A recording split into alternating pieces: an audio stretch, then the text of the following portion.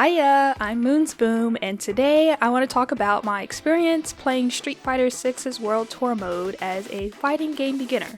To be clear, I have played fighting games before in the past. I mean, I know one move from Street Fighter. This is the Hadouken, which took me a few tries to do. So I know a little something in classic controls. Speaking of which, I think the controls are super cool in this game. There's classic and there's modern.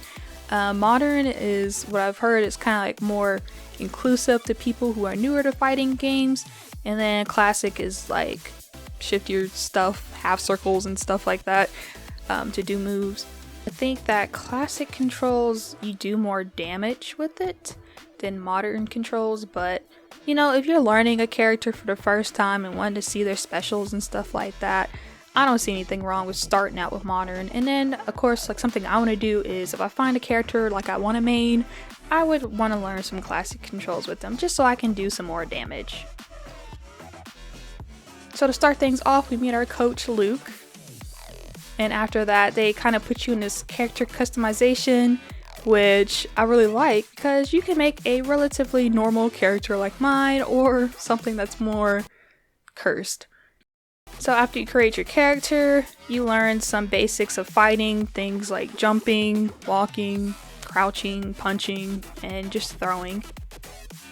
Once we're done with that basic training, we meet our, what I assume is our training partner in the game, or in this mode at least, Bosch, who definitely left us hanging with a handshake.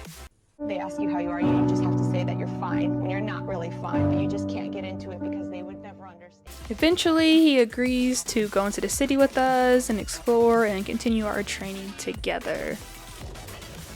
So I haven't explored all of Metro City yet, but I can tell you a bit of what I have done so far. So when we first get into Metro City, there's Luke, who's basically like, hey, you should like follow my instructions of things I text you here. And his first mission is to meet this pink-haired girl named Alice, who teaches us some more just fighting stuff. And then afterwards, we are introduced with the idea of go ahead and fight people on the street. You know, it is called Street Fighter. So I ended up walking around just choosing random people to fight and level up. Next, we end up learning about like food, and like basically every content creator I've seen so far who's played through Street Fighter, they always fight the guy at the food truck. So I had to do it as well.